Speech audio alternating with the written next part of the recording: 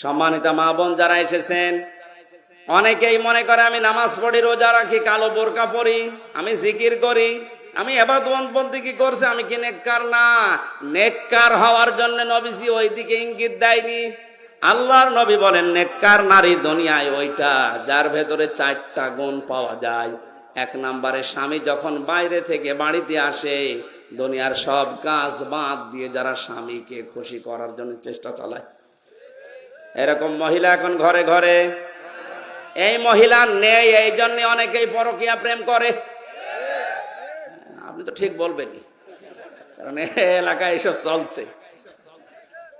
সম্মানিত মা বোনেরা, আপনাদের স্বামীরাই দেখেন স্বীকৃতি দিচ্ছে এরা পরকীয়া প্রেম করে, এই কারণে আপনার কাছে রেসপন্স পায় না, আপনার কাছে যেটা পাওয়া দরকার পাচ্ছে না। এই জন্য শুধু স্বামীরা একা দায়ী থাকবে না, আপনারও দোষ আছে। আপনাকে বাদ দিয়ে যে মহিলার সাথে এই স্বামীটা লাইন করেছে তার ভেতরে যা আছে আপনাকে আল্লাহ তাই দিয়েছিলেন। কথা বলে না কেন?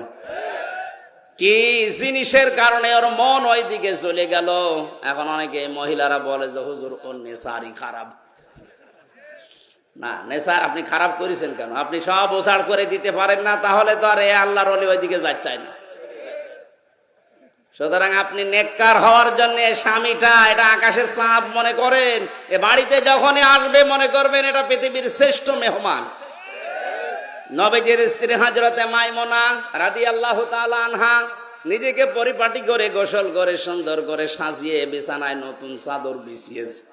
আশপাশের মেয়েরা এসে ডাক দিয়ে বলে, মাইমুনা কে আসবে এমন এত সুন্দর করে সাজিয়েছে ঘর? হযরতে মাইমুনা বলে, পৃথিবীর শ্রেষ্ঠ মেহমান আমার স্বামী আসবে। মহিলারা হেসে ফেলেছে, ডাক দিয়ে বলে, স্বামী আবার মেহমান হইল? হযরতে মাইমুনা বলে, মেহমান না মানে তাম পৃথিবীর শ্রেষ্ঠ মেহমান আমার কাছে আমার স্বামী। আর আপনার বউ যদি সাজগোজ করে বিছানায় নতুন চাদর বিছায়, যদি আপনি বলেন কি গো আজকে এত আনন্দ, জানো না লোক আসবে, তার মানে আপনি ওর কাছে লোকই না। আপনি কি?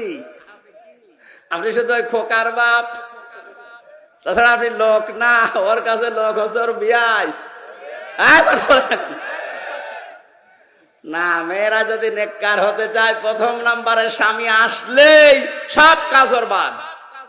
নবীজি এমনও জানিয়েছে যদি চুলার উপরে দুধ গরম হয়ে উতলিয়ে পড়ে যায়, যায় যাক, ও দরকার হয় 500 টাকার দুধ মাটিতে পড়ে যাও, তাও স্বামীর ডাকে সাড়া দাও। আজ মেয়েরা যদি একটু সাড় দিত, এই রেসপন্সটা আমাদের দিকে এগিয়ে যেত, আজ হাজারো পরিবারে পরকীয়া প্রেম মুক্ত হয়ে যেত। আমার তো বিশ্বাস হয় না, মনেও হয় না যে মানুষ পরকীয়া প্রেম করবে কি দিয়ে, এমনি শরীর চলে না। ইন্ডিয়া হারবাল, কলকাতা হারবাল ছাড়া ওর শরীরই চলে না। এরপরও যদি ও লাইন করে বসতে হবে, অবশ্যই পরিবারে ঝামেলা আছে। মা বোনদেরকে আমি ভালোবাসি, আশা করছি আপনি উজাড় করে দেবেন সময়, সম্পদ, আপনার শরীর সব আপনার স্বামীর জন্যে।